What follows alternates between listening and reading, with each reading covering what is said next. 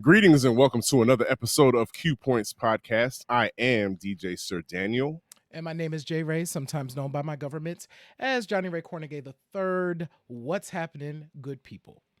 You are tuned in to Q Points Podcast, the podcast dropping the needle on Black music history.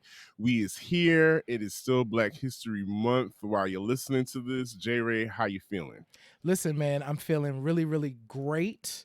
It's been a beautiful week, but for us recording this live, Valentine's Day just passed. I felt like it was a dope day of just like love, period. We got our Slow Jams Can Heal Us stuff out. I'm feeling really, really good. How you feeling, man? I'm feeling fantastic. Slow Jams definitely healed the sinuses because, as you can hear, I've got my voice back. I don't sound like I have a elephant sitting on my forehead. So I feel fantastic. Glad to chop it up with you again. And of course, to speak with our guests. I'm very excited about the guests that we have coming on as well. And a lot of stuff happened over the weekend, including the Super Bowl, but we are going to talk about that a little bit later on. But first and foremost, J. Ray, tell the people how they can maintain a really good relationship. We're coming off of Valentine's Day. Yeah. How can they maintain the love between me, you, and them? My Q points, goodness. people. Let them know. Absolutely, y'all. So, as we say every time you hear our voices, if you can hear us, if you can see us, that is the most beautiful thing that you can do because that means you are tuning in, and that's really, really important. You can do us a solid by hitting subscribe wherever you are. That will give you notifications about when we have our upcoming shows and when we have new stuff that you can tap into. Check it. If you want to go a step further, listen, share it with your friends, share it with your family, share it with your colleagues, because if you love Q Points, chances are they will love Q Points as well. That's also absolutely free. Another free thing that you can do is you can tap in with us at Q Points Magazine. As we say, we're really proud of the conversations that we are having over on Q Points Magazine. We can't talk about everything on Q Points, y'all. We don't have that amount of time. So Q Points Magazine is our place where we can dig in to some topics that we don't always get to, right? Completely free to sign up. Now, if you want to keep the lights on over in Q Points land, right? You see these beautiful lights like back there behind DJ Sir Daniel. If you want to keep the lights on, you can shop our store at store.qpoints.com. We have brand new merch out there. We'll be having a lot more merch this year, and you can shop and stay up with your boys. Absolutely, because y'all aren't going to want to hear Q points being recorded at a Starbucks or any other. Wi-Fi costs money. Internet costs money. You all know that. And in order for us to continue with this quality, not quantity, quality, we have to be. We got to sell this merchandise, and the shirts are beautiful. Like you saw us, all three of us had on Slow Jams Can Heal Us paraphernalia last week, and we've got even more. The stuff is upgraded. You need to get it, cop it. It's going to look beautiful in the springtime, throughout the summer.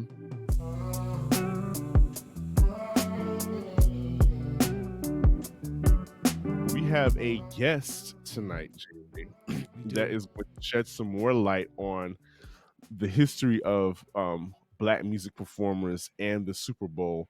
So, Ray, why don't you introduce our special guest this evening? Absolutely. So we are so excited. Michael Motley is joining us, and we saw Michael's recent podcast episode and blog post is titled "How in Living Color Created the Super Bowl Halftime Show," and of course our antennas went up like, yes, Michael needs to come over to Q Points just to hang out, just because he's a cool brother and needs to hang out over at Q Points. But also we want to talk about the important work that he is doing on his podcast, One Mic Black History. But I'm going to read his bio and then we're going to get him up here because we definitely want y'all to meet this brother. So Michael Motley is a cloud engineer and podcaster specializing in Black history and championing its integral role in American history. According to Motley, quote, "My initiative is to shine a spotlight on lesser known Black historical figures and events and illustrate their profound impact. It is our pleasure to welcome to Q Points our brother Michael Motley. Welcome to the show, man. Thank you so much. Thank you for having me. I love it. I love it. Well, we got to lay it out for you and make sure the people know who we're dealing with here. Michael, please let people know how One Mic, the podcast, One Mic Black History, the podcast got started. Oh wow. I saw a lot of Black history content that was being created by people who they didn't look like us. They didn't look like me, and I felt like there was a void there. There was a void that I could feel. And granted, I didn't, I've never gone to college. I don't have a degree in African American studies, but I've always had a passion for it. And I just felt like I could, learn on the fly, learn with my audience. So I'd learn and study and deep dive into each one of these subjects. And then I, put together a script for the people. It's been a fun ride. It's been a fun ride. I've learned a lot. Man, oh man. Like, so we originally got connected to One Mic via your podcast, of course. You also have like a really active YouTube presence too with your podcast. Right.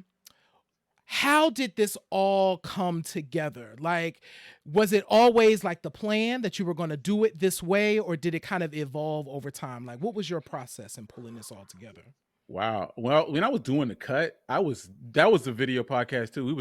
I was putting out videos and creating a podcast episode. So doing a video podcast was kind of always there. So even when I came up with the idea for One Mic, I always knew that I was going to do a video podcast. And honestly, it's exploded so much so that like one video on YouTube has more views or more listens than my entire podcast in the history ever. Like I got like 90,000 views on the podcast, and I got like 20 or so videos with like 100,000 views. That's amazing.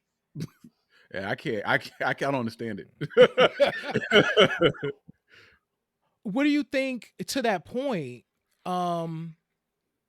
Why do you think this content, because it is historical content? I remember tuning in I was on a road trip and I was listening to you talk about Black Wall Street. I think I had caught something. Yeah. But why do you think that this content is resonating so much with folks? We live in a society right now where Black people, and especially Black history, is being marginalized, and they want you to be increasingly disconnected from your history. So this type of people, and one of the things that I've always told myself is I was going to tell these stories as authentically as possible. So even if the story is like, oh man, I probably wouldn't have said that, that still needs to be told, because you need to understand that these people were whole people. They weren't a myth.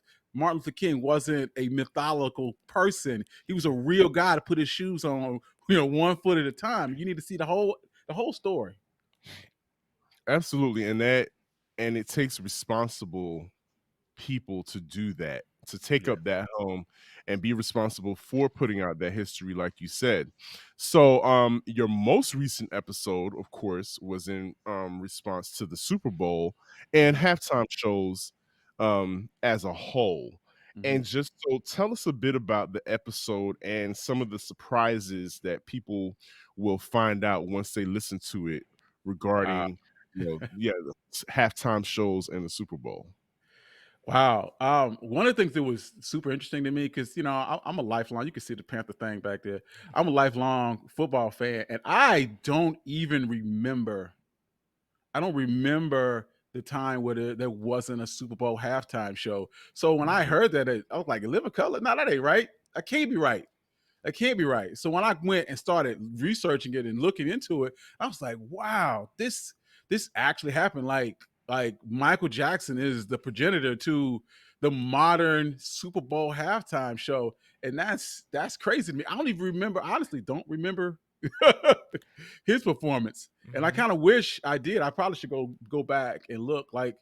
But since then, I mean, the idea that you got, you know, Beyonce and Usher and Prince and Michael Jackson and all of these heavyweights that have carried on that legacy of creating a spectacle. Because like no other sport does this. No other sports championship game before 1992. I think 92 was the last year. Before 1992, it was just a regular intermission. Like nobody had any. They didn't have any plans. It was just a way to get you from point A to point B. You can go take a bio break, go get some more beer. You know, the idea of you putting on something for during the halftime is a Super Bowl creation and a Super Bowl thing. They don't do this anywhere else. So the fact that you turned this into like, even if you don't like football, I need to go see Usher. That's amazing to me. I mean, even me, like I didn't leave my seat. I was sitting here like, yo, while y'all talking, I need you to stop playing and bring out Usher. Like stop. Right. I was thinking the same thing. I'm like, when the Usher show started? Yeah, when is Usher coming out? It's like stop playing. The same thing, and that is a testament to Black Star Power and the amount of money that Black stars bring in. Is there a particular Super Bowl halftime performance that resonates with you the most, Michael? Man. I am a huge Prince fan. Love Prince. So that halftime show, that's like you can't top it. Like it doesn't matter what happens after that. This is my guy, and I got my moment, and we're here. We're good now. I can die now. Who else can, in the middle of you singing Purple Rain, who else is gonna have the rain come like the rain while you're singing Purple Rain? Nobody. If that isn't divine, I don't know what else is. Right. Like he knew. Man, okay, so fun story, by the way, Michael. As you go back and watch the Michael Jackson halftime show. So Daniel, I think you know this because we've talked about it, I think. But there's a podcast that came out last year, which was actually one of my favorite podcasts, was called Think Twice Michael Jackson. Shout out to the producers of that show. It does make you think twice. That's all I'm gonna say. So go watch it. Anyway, one of the things I learned from that, I remember watching Michael Jackson during the halftime show. So what we learned is that what we heard as an audience watching on TV is not at all what happened in the stadium. So, fun fact about the Michael Jackson halftime show. It was the first time that the NFL had done this thing. Michael Jackson, who was at the height of his superpowers, this is 1993, 2 years after Dangerous. This is Michael Jackson, right? Yeah. So, the audience did not know what to do when Michael Jackson came out. So we at home are hearing all of this applause. According to Think Twice, Michael Jackson, they pumped in the audience sound for the TV. In the stadium, it was not like that. The people in the stadium didn't know what to do because, you know, Michael was doing his Michael Jackson thing. He enters the stage, he stands there, and he's going to stand there for a smooth minute before he does anything. Apparently the Super Bowl audience in 1993 had no idea what to do with that. They had never seen anything like it at the Super Bowl. You got this black man who don't look like a black man standing up there staring at me in these sunglasses. Is he broken? I don't know. But at home, we heard applause. Apparently in the stadium, that did not happen. We only heard it because we were watching it. Wow.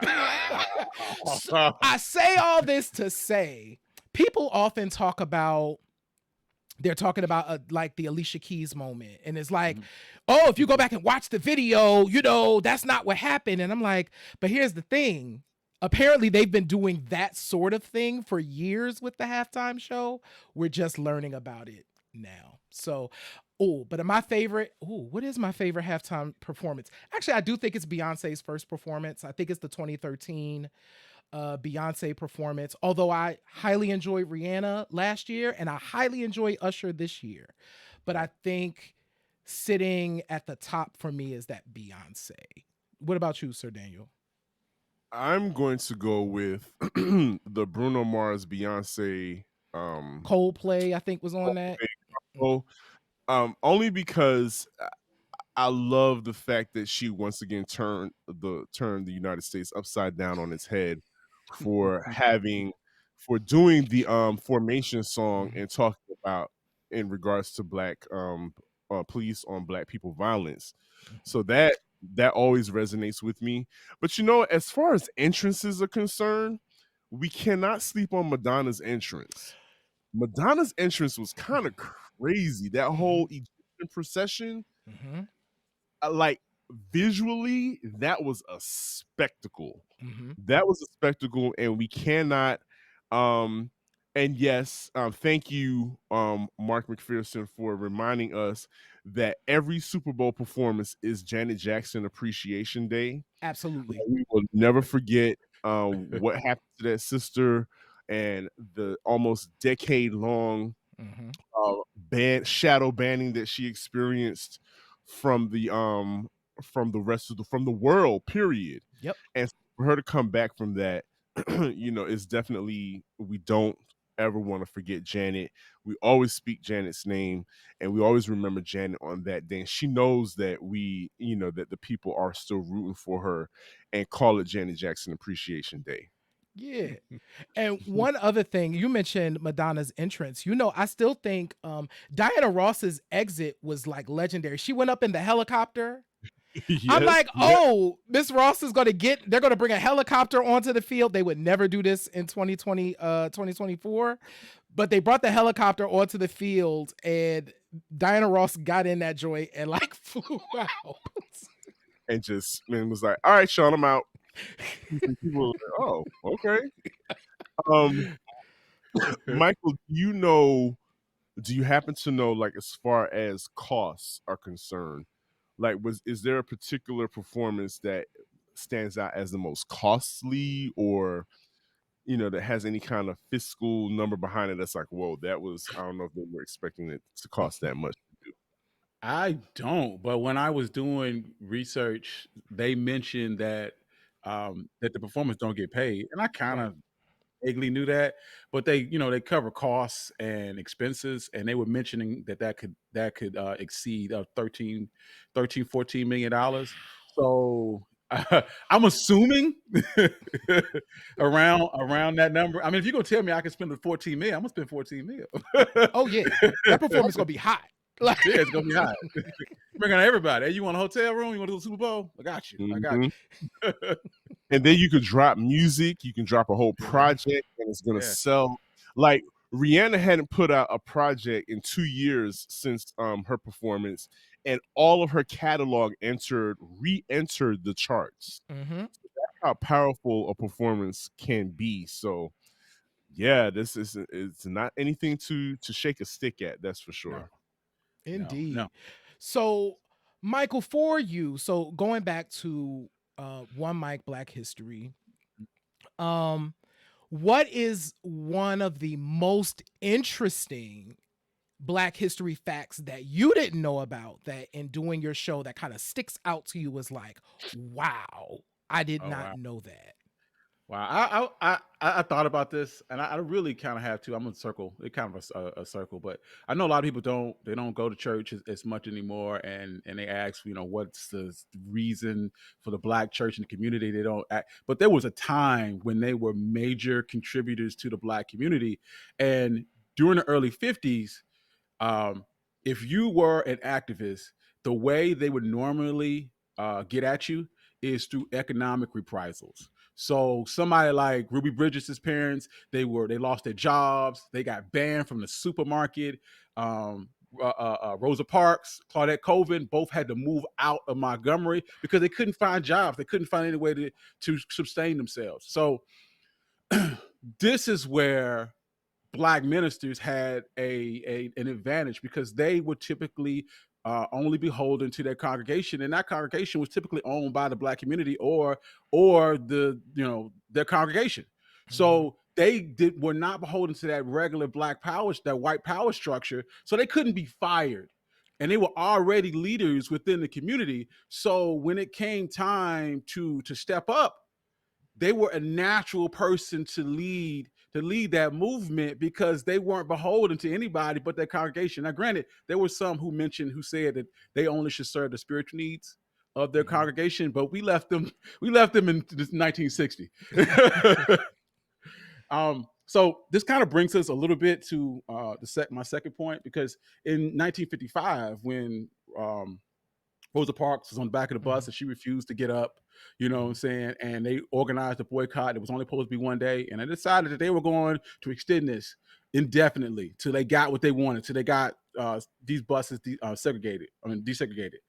Anyway, so when they were picking the leader for that movement, they called the Montgomery Improvement Association. And that group, like I said, was full of ministers. They were like, well, who are we going to get to step up? And they chose a 26-year-old minister from Atlanta. And the rest seems like his history. You're like, oh, of course they did. But do you know why they chose him? It wasn't because they saw something important in him. They chose Martin Luther King because no one knew who he was. He was in Montgomery and he was so new that he did not have any enemies at the time. So he was the perfect person to lead a movement because he didn't have any enemies on either side. You know? Yeah. Timing. Timing. And it turns out he was the perfect person, but they didn't know that. Wow. And see, that's the kind of information that needs to go viral, that needs to be celebrated and shared in these podcast streets.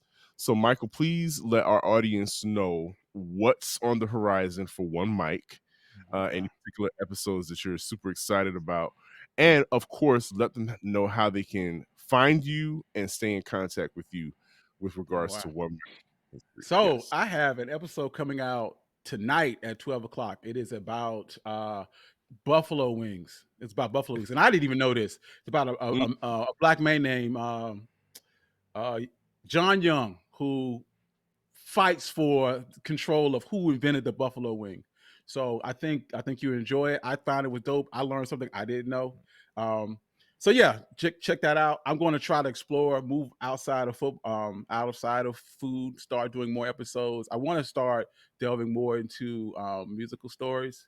So I think that's the next step, is doing more music. I like that idea. You guys talked about Sister Rosetta Tharpe and Big Mama Thornton and people like that. Like, I feel like those stories need to be told, and they haven't been, not in a genuine way.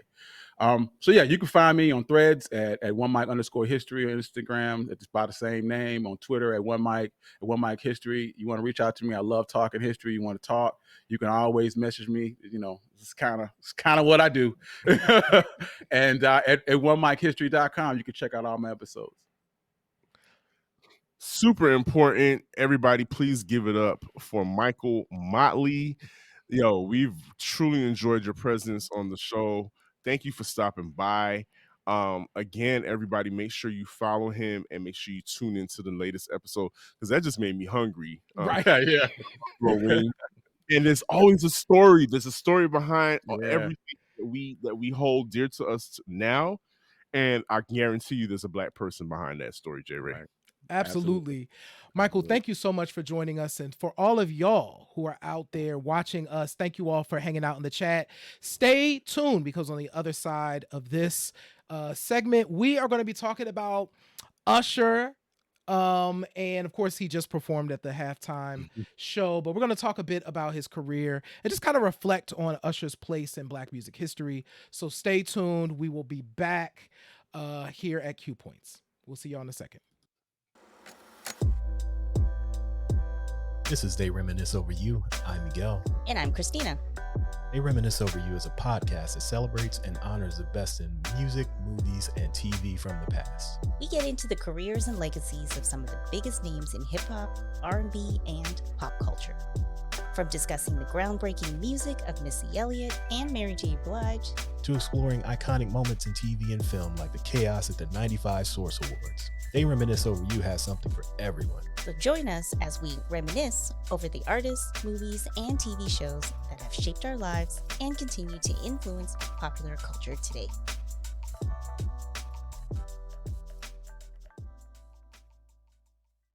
And we are back. We're right smack dab in the middle of the conversation. First of all, shout out to Michael Motley, our guest, dropping those gems.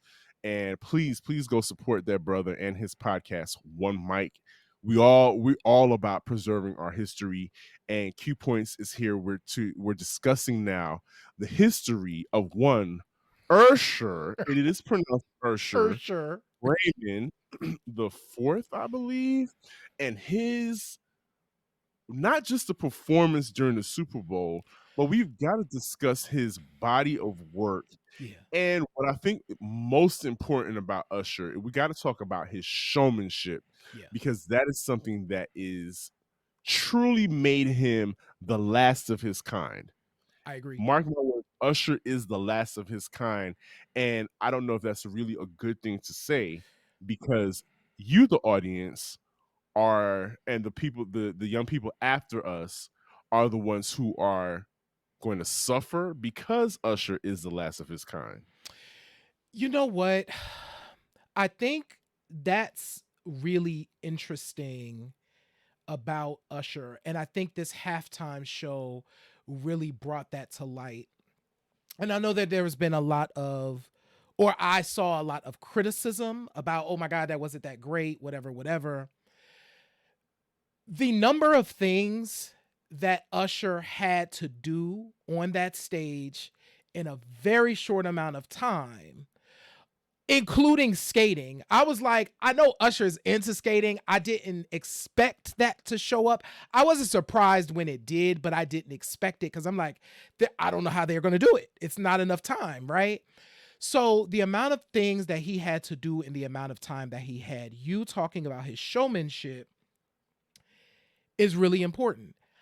I hope what young performers take from the Usher performance and is that you have to hone your craft, right? And you have to take it really seriously, because I think Usher's in a unique position in that he was a child star whose beginning, and we'll talk about it when we get to the music piece, his beginning wasn't certain. You know what I'm saying? Like, that first album, it wasn't certain that Usher was going to pop. You know what I'm saying? Like, the first album ended up kind of being a false start, which I know that we'll get to. But what we knew then and what we know now is his talent. He was committed, and his talent was like really big. There are names that people throw out that are like Usher. I don't think they can do what he did. And listen, that is not to take away from the names that people have mentioned. I think those people are talented too. However, when we consider the amount of hits that Usher has amassed over the course of his career that are universally loved, there's a special kind of talent that comes with that is unique. And I don't know that there's a bunch of people that can do that. Yeah, when I see, of course, on Black Twitter specifically, and social media likes to play those games and pit people against each other. I really do believe that they are trying to compare apples and oranges. That's what it boils down to me. Like, I get why you want to throw somebody else's name in the mix, because those people are sons of Usher. Okay. No, they are sons of Usher, and they do exhibit qualities that could lead to some comparison, but there's something there that's missing. The kid has the goods. He's always had the goods. He's always had that. They've been able to put Usher in any situation. Commercially, he fits. He's the boy next door. He is, he's the heartthrob. He's the bad boy when he needs to. But he's also old enough to have come along where he had enough time to be influenced by a lot of great people that came before him. And hats off to his mother and his whole Yes. team. They made sure that his training wasn't just vocal or wasn't just dance, but he was had a well-rounded upbringing when it came to being a performer. Like, Yeah. I think that was the game plan from the beginning, was that I'm not just going to be a singer. I'm going to be a full-fledged performer. I've got Sammy Davis Jr. to look up to. I've got Michael Jackson. I've got Marvin Gaye. I've got Prince. I've got Teddy all of these Pendergrass, all of these Eddie people.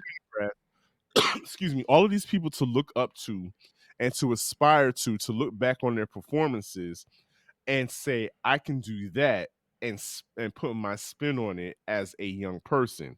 And you're absolutely right. That first album, you know, you got to give it credit to the Bad Boy remix. If it Right. wasn't for the Bad Boy remix, we may have not, excuse me, gotten the Usher that we have gotten today. There's a lot that came about. Thank God he was able to have that experience and have that sprinkle, that sauce sprinkled on the music.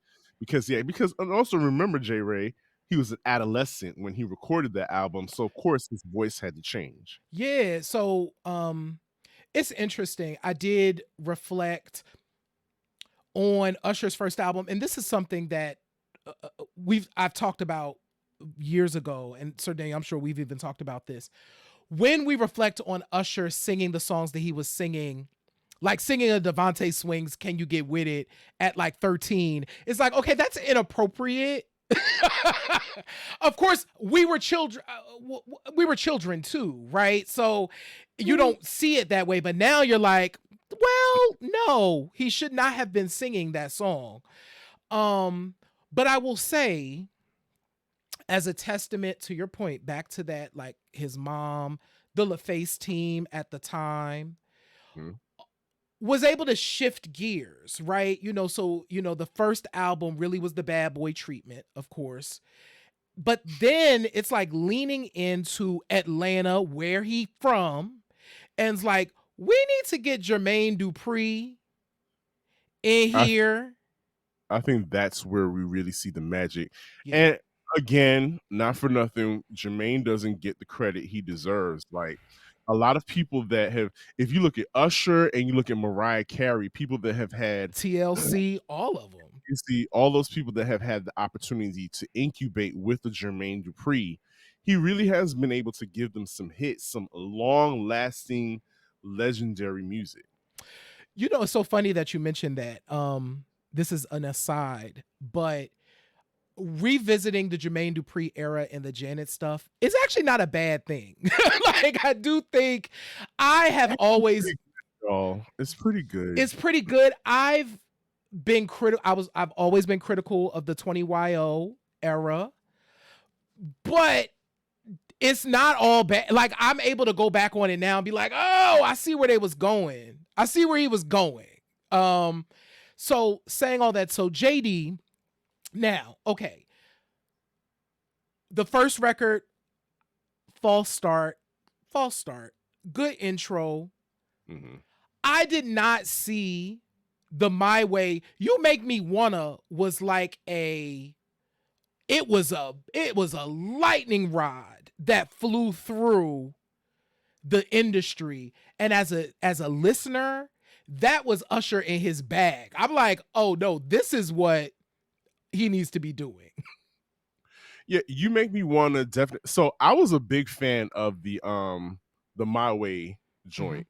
Like, I really, Jermaine has a knack of putting R&B singers over some really hard kicking beats, and putting him on that remix, the My Way remix, was definitely dope. It made the video turn Usher into a bona fide video star and a sex symbol, if you will, because his chest kept popping out of everywhere. He was wearing less and less clothing, but no. But to your point about My Way, not My Way, but You Make Me Want. There's something about a song that impacts radio like a You Make Me Wanna that is absolutely geared to women. geared to that demographic. And imagine that he was able to have middle schoolers and women his mother's age like really be into him, which is kind of a weird place to be when you're barely 16, 17 yourself. And you've got girls that you're too young to talk to, and then you have women that have no business lusting after you at the same time, really enjoying your music and also propelling you to superstardom. Listen, and Usher was into that, because if there's one thing we know about Usher, we know what type of women Usher into. And he was probably like older women's. He liked an older woman. So you're right. And then I think to that point of the showmanship, because I think there's the moment that we talk about when I like recognized Beyonce, and it happened in a music video. And I remember watching that Crazy in Love. And when she looked back at the camera at the end, and I've actually talked to several people that was like, no, that was a moment where it was just like, oh, we saw this. Usher had the same moment, and You Make Me Wanna, when he slid out of them shoes at the end. I'm like, I don't know how they managed to do that, but that's a great ending to a video. And yes, this young man is a star. And I think when you now take that, you got a formula. Because at this stage, now we're in Usher's superstar phase, right? So 8701 happens. You get the same incubation. So you got a Jermaine Dupri, you got a Jimmy Jam and Terry Lewis, you got a Brian Michael Cox. You got like, yeah, these people are like the ones, right? And not for nothing, You Don't Have to Call is one of my favorite Neptune's productions ever. Talk about that again. Something there has to be, I don't know if it's been studied, but somebody has to tell me, what is it about a song that impacts radio that has that kind of effect? It was just the perfect combination of the kick. The Neptunes definitely had a recognizable kick drum pattern that they used for their beats. Then there was the synthesizers and him gliding effortlessly over that music. The video on top of that, it's a conversation that he's having with us at the same time. And then we get to see the visual where he's getting ready with his friends, and they're doing the slide, they're doing the slide dance down. Listen, that's a whole movement. That's a whole, as the kids say, a whole vibe that he created and made his own. You wouldn't have an Omarion after that doing the popping, and this before people were crumping and whatnot. I really do think that Usher used his influence in the dance medium, and again, going for calling back on his influences, like Michael Jackson, and wanting to do something. You could tell he wanted his own moment. Yeah. Performers want their own moonwalk moment. Usher clearly had his moonwalk moment with those videos. Yeah. Speaking of Michael, that whole 8701 era, he had a chance to be on stage with his idol. Yep. At that Michael Jackson tribute concert. At the Michael. Yeah. So thinking about how important it is to, once again, hone your craft, take it really seriously. Training. I can't say it enough. It's the training. So every stage, it's like, no, we're upping the ante. And then we really up the ante to what's now a diamond selling album. There's like, how many? It is not that many of them, especially black men. I think Michael Jackson is one. The other one is Usher Raymond. Confessions was just such a big album. We got to touch on Confessions and what kind of propelled Confessions to the heights that it went, because we also see that controversy helped push that album to #1 as well. I mean, Which of is course. becoming a thing, right? Right, which is becoming a thing. So that's when we realized what type of women Usher was into, because Chili was older than Usher, and they was still a cute couple, right? But then we get Confessions, right, which is leans into, like you said, the controversy to sell it. You of course have Also adult, Usher. Hmm? but also more adult subjects. Absolutely. The whole dilemma over whether or not he had a baby on the way by somebody else. Right. It was dating Chili Yep. publicly. So that just made for a wonderful storm, but it was costly to the relationship, of course. Absolutely. And I think we got one really sentimental slow jams from Usher during this era. Because you still listen to these songs today, and they're not necessarily begging and pleading. They are confessions, right? Of here's what went down, right? And from my perspective, I will say one of my least favorite Usher songs is one of the biggest hits of Usher's career, was of course on this record, and that's Yeah. Um Oh, you're not a fan of you? I am not a fan. And you know what I think it was? It was everybody's white whatever. If you was going to anything where white people was doing a thing, yeah, it was there. This is how we do it. Like it was playing. Oh, that's a great comparison. It really did become there. This is how we do it, because it became that stadium song. Yes. It was definitely like a rock and jock jams type of song. Shout out to Lil Jon and the whole Crunk and E era, which is huge for Yeah. Atlanta. Yeah. Crunk and E was definitely a moment. And but yeah, I have to admit, I was in the club when Yeah was really burning up the charts. I was working at the radio station, and we had a night at Club Envy on Peachtree Street, and Yeah was heading up the charts, and the DJ played it at the right moment. I mean, literally, you could see all the program directors were there. We were all looking around at the people losing their minds to that song. And it was like that song was added everywhere. It just kept going up and up the charts. It's just one of those infectious songs that I think Black people definitely like. Mhm. But to Oh, your yeah. point, there's also another Usher anthem song that Black people absolutely hate. I And I was hate OMG surprised so much Black much. people hate OMG. I love OMG. One, because to me it's not, I think it fits in perfectly in a Baltimore club set. And I think because shout out to DJ Danny Class, also another Atlanta Baltimore legend. I got to work with him a couple times here in Atlanta as well.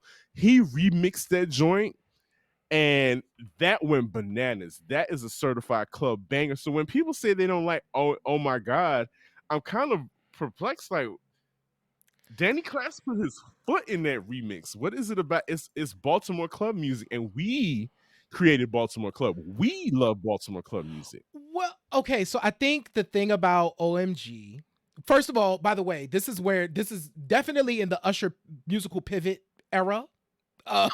This is definitely, and Trey is in the chat like justice for OMG. I love that song. So listen, our homie Trey also is right there with you, Sir Daniel. I'm not a fan. I don't like that song. I will say this. I think OMG also suffers from the Will I Am effect. Will I Am, in that particular moment in time, was producing some of the most kind of soulless pop music I had ever heard. And I think that's also the problem. So I think part of it is not liking OMG is a thing, but it could be possibly, I'm gonna speak for me, I'm gonna use an I statement. Okay. It could be part of it is that was that era of Will I Am productions that I was not into. It was way far from like the Justin Timberlake Future Sex Love Sounds whatever record, which I liked the will.i.am stuff on that record. So I think that's part of it. I will say real quick, this is the era from a Usher album perspective that eschews the kind of nucleus that made those the 8701, the My Way, and the Confessions records. Like, you know, you get a Jimmy Jam and Terry Lewis, you get a Jermaine Dupri, you get the core, right? Now Usher is a superstar, so now he's going international. So he's doing these international club records and all of that. And so this is Usher's wilderness period in my full of hits for Usher, right? There's always bangers in that period. Like there's joints in there that I like. But I'm like, you got OMG in this period. I don't know. Yeah. You know what we kind of skipped over? So with Usher's Super Bowl performance, a lot of stuff kept coming to the surface. And other thing that I was really surprised about, you think people hate OMG? J-Ray, people absolutely hate My Boo. And I like My Boo. When we were talking about this off the air, you said that there's a specific reason why they don't like My Boo, and it actually came to fruition during the Super Bowl performance. Absolutely. People do not like My Boo because they do not see it for Alicia Keys. Like, My Boo, in my opinion, is one of Usher's best collaborations. Like, I like that song. I enjoy it. So I wasn't surprised when I heard that Alicia Keys was performing, I'm like, oh, they're obviously going to do My Boo. Of course. And when I saw people's reactions, I was like, oh, y'all really don't see it for her vocally. That's one thing. But I'm like, y'all don't see it for her at all. At all. And I think that was that was the main thing. And it was like, it became a meme immediately. As soon as she hit that, or she didn't hit that note at the beginning, everybody kind of collectively did that. You had one job, Alicia. You had one job. And she did exactly what they said she was going to do. And people, you're right. I was just really surprised, like, how much people do not like that song. I could take it or leave it. Mm-hmm. It's one of those things. I think it's for me. It's just that super saccharine. It's really sweet. It is. Pop. But I get it. It's that, high school sweetheart kind of song, and I could take it or leave it. But that moment of songs that people don't like, it really kind of shocked me at how much people. It's surprising. You really have to be careful who you do a duet with, because that could really change the way people feel about a song. And there's another Usher song I just came to me that and I liked it at the time, but when I listened to the subject matter, I was like, this is kind of creepy. This is bordering on trafficking and SA.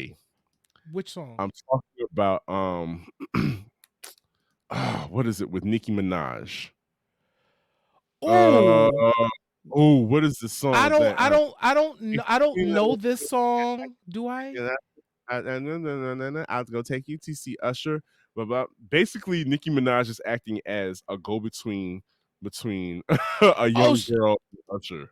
Oh no, I don't. Okay. Somebody in the chat, please help me with the name of this song. It just completely left. Little Freak. Well, here's the thing.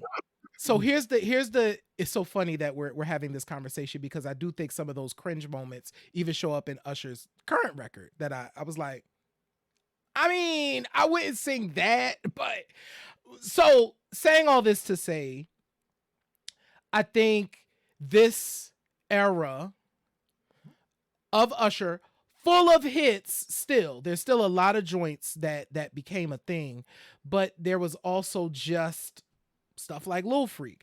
I think I know, if I heard that song, I would probably know that song.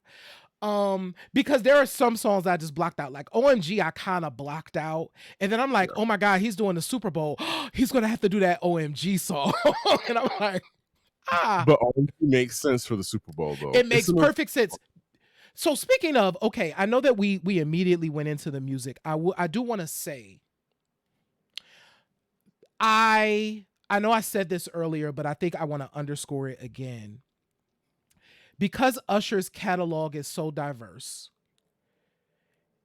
doing that many songs across that many styles of music is difficult, and the fact that they nailed that was really important. But I think the step further is the fact that there was like all these hidden Easter eggs, that 7:00 on the dot, which people was like, no. Like he was standing at 7:00 if you looked at his shadow. So there's that. The Easter egg about the tribute, you know what I'm saying, to the the band director that passed away. Yeah, the drummer that passed away. That the saluting Atlanta, the Atlanta chant at the end, right? That got me so hype. So there was all of these like little things that I think made that performance really special. And here's another thing that we have to give to Usher. Usher's Vegas residency is proof that, first of all, Vegas is not for washed up has-beens. Like people thought, or there used to be this thinking that you go to Vegas if your career is at an end. No. Vegas is somewhere you go where you're at the pinnacle, and instead of you touring around, people come to see you. Yeah. And I think that's a true testament to his talent and to his fandom. And so what also happens is that residency allowed him to perfect a show.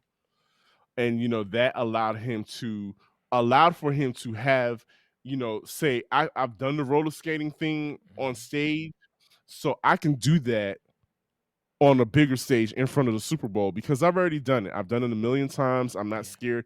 He may have had like a slight excuse me, a slight snafu on stage, but it was seamless. Yeah. I think if you blinked, you would have missed it. Yeah. But I think it needs to be said that him going to Vegas is something that a lot of performers should consider. Well, because the beautiful thing about Vegas too is kind of like also doing Broadway, is you have to do the show so frequently, right? So you can't, it's harder to phone it in, right? Because you have to, these people are paying a lot of money. This is a destination for them to see you, and they expected you to give them the show. They want the same show Keke Palmer got. Whatever show Keke Palmer got, I'm getting that show. And so I want that too, right? So you get to train on that stage, on those stages in Vegas. So I agree. I really do think the Vegas show helped Usher to really fine tune, like, what is, like, to really solidify, I think, ultimately what his legacy will be as a performer. I'm looking forward to seeing how this tour goes. We're now kind of taking the Vegas show out of this one place and kind of taking it around the world. And I'm looking forward to that.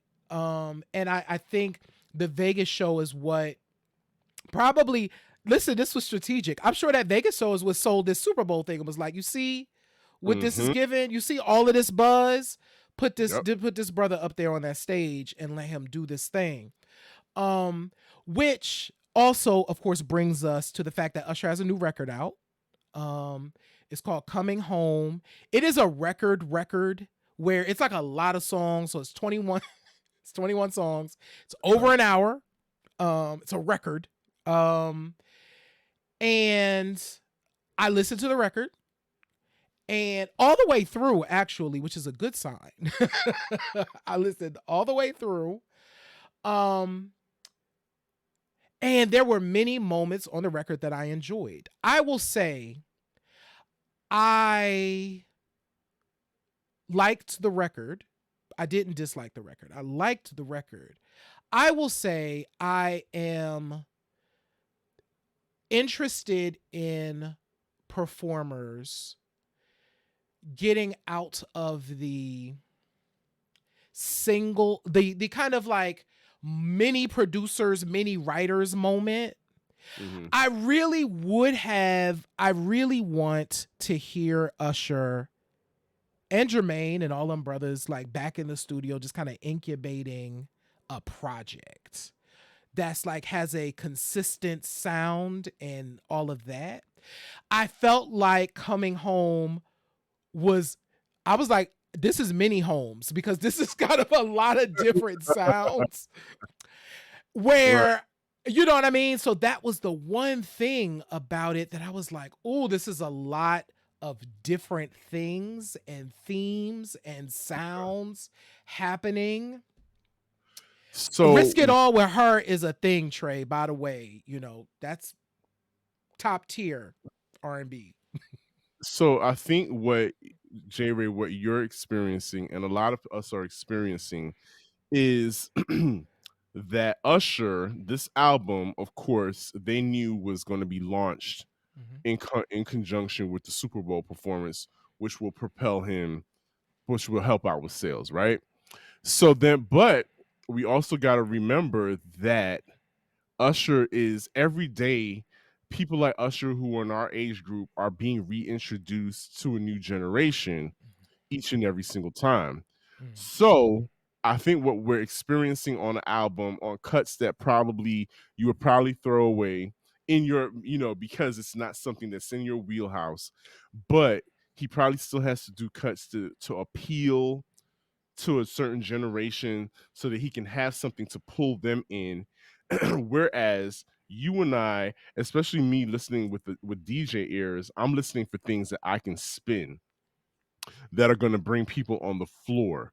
And I too would love for producers to think about the intros of these songs and what makes a great dance record, because the people at Renaissance proved that the people want to dance still.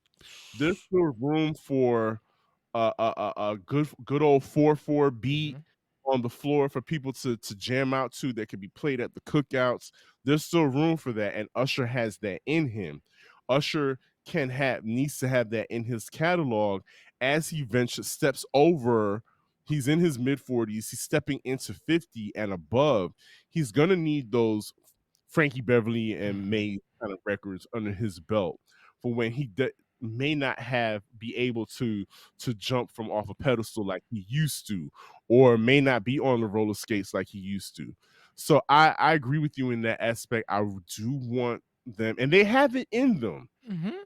It's in them. There are cuts on the album like that now. Mhm. And I'm just, oh, that could definitely put that into the mix. Yeah. I think we just want to hear more of it, but I understand. I think they're coming from this is still a business, and we still got to sell records, and we still have to capitalize on this moment. So there's got to be something on there for everyone.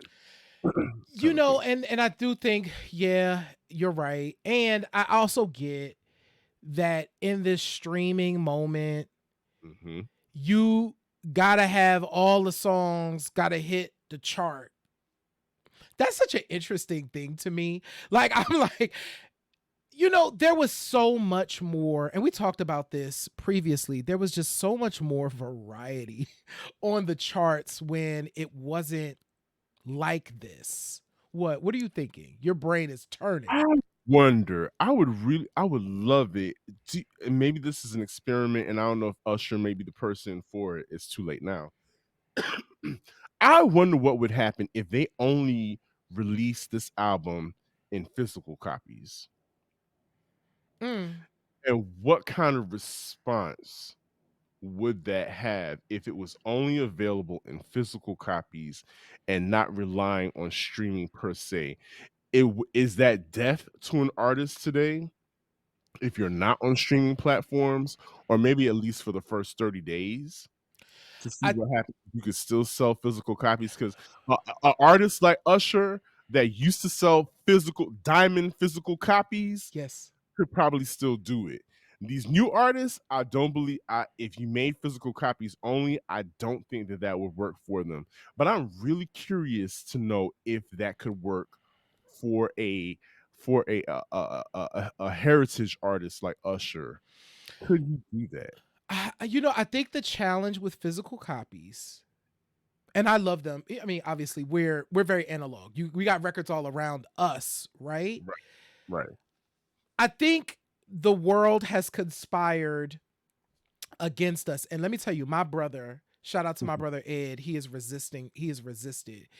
His requirement for cars is it has a CD player. Like if it don't got a CD player, it's just not the car for me.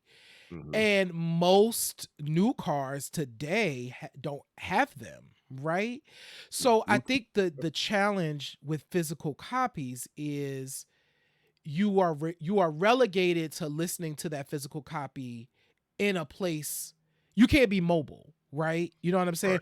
Or you have to go an extra mile to make that a thing. You know what I mean? So but I will say when you are hawking physical copies, I do think there is a different conversation that I think there's a different approach. You know what I mean? There's clearly a different approach that you would From take market-wise? from an artistic perspective. Because if you're Okay. selling a physical copy of something, that's when that sequencing really becomes a thing where you like, how do I get you from point All A? the songs on the show on the Right. album. You're right. Right. Right. You know, that's why them Janet Jackson records was so good. Not only were the songs good, but it was like, oh no, she got you from here to here in like a Mhm. consistent way. So you knew how you were getting there. So I don't know, but I will say this gets me thinking about Usher's legacy, and I'm curious to your thoughts on this. Like, what do you think? What are your thoughts on Usher's legacy now that we've kind of come out of this Super Bowl moment? Oh, well, his legacy is solidified. If nothing, this whole moment with the Super Bowl, Vegas, it's all led up to this moment. His legacy is solidified.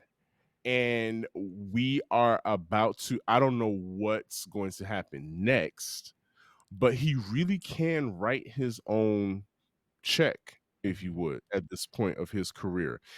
Like a Beyonce. He can dip and dive into whatever he wants to do at this point. He has earned it. He has earned the respect. He has earned the cultural cachet. He's earned all of those things. And so at this point, it's really his game. He can do whatever he wants to at this point. I don't think he's even the hiccups that he's had along the way. The Usher hasn't had a whole lot of controversies. He's Some had some rough stuff here and there, with the Mhm. accusations and whatnot. I think he's done a wonderful job of distancing himself from other people who are crumbling, who are crashing and burning. You Child. know, he's done he's done a wonderful job of distancing himself in that respect. I think that part, he's now married again. Married So again, two small kids. They as cute as they want to be. So now he's moving into another era where I do believe he is going to he can call the shots on whatever he wants to do. I don't even know what his label situation is these days. Independent. Yeah, He's independent. independent. Mhm. So yeah, he's one of those few artists, that's why I called him the last of his kind. He is those artists, those few artists that are around these days that have paid enough dues. They came along at the right part. They came along to where they're young enough to still appeal and to still dance and, do a two-step and, have all the sex appeal, but they've been in the game long enough to where they've earned that respect from the industry, Yeah. not the listeners and the audience, but he's earned that respect from the industry to where he can do whatever he wants. He can release a fashion line. He can, if he wanted to, he could be a model. He could release more colognes. Just he can concentrate on those things right now because he is truly a household name. He is the product. Yeah. It's not music anymore, just about the music. Usher is the product, and he can literally write his own check.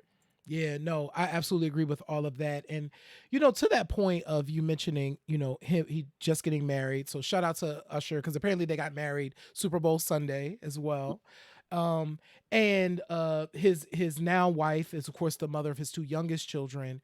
But speaking of that legacy piece, I was grinning ear to ear and researching for this show because I saw I went to Usher's social media and I saw great pictures of his two older children holding the younger children. Yes. And I'm like, that's it. You know what I'm saying? Where you have like their two older brothers, just kind of holding these their little sisters, because I think yes, two little girls, I believe. And that's also part of the legacy, like Usher just being like a dad, because I don't know that we realize Usher's a 45-year-old father of 4 children. Yeah. Has been married twice. Yeah. And those are things that aren't easy to do in the public eye. That's not something easy to do in the public eye. Like I said, he has had his his public trepidations when it comes to his personal life, but I get it. At this point, I wouldn't be surprised if after this tour, that's what I wanted to ask you. If after this tour he went and sat down somewhere and was like and just sat back and didn't do anything for a while. That would actually be super smart.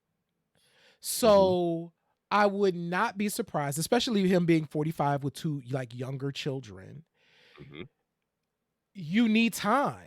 You know what I'm saying? You need time. And so this could be, let me get all this in now, because in about a year, y'all ain't going to hear from me for a minute. I'm going to raise these little girls with my wife, be a husband, be a dad, and be able to take care of, solidify the future of my family and my children.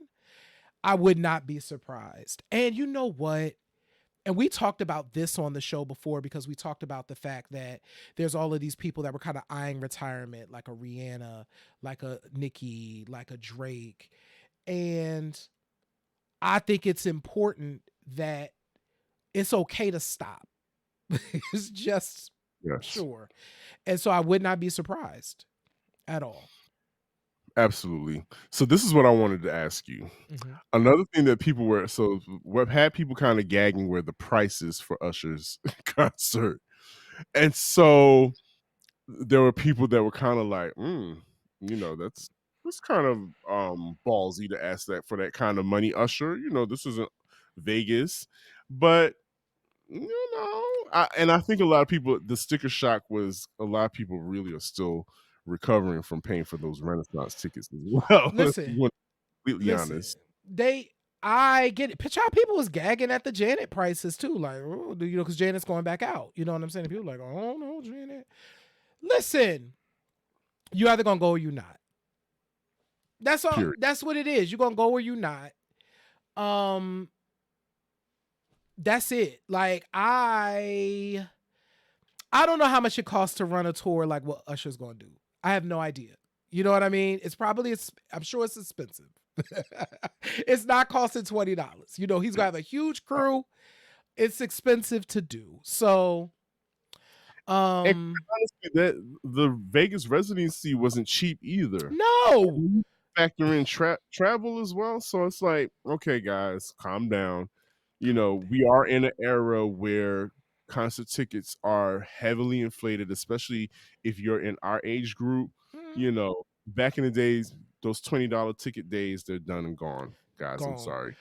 We were lucky enough to experience that, but those days are gone. So right.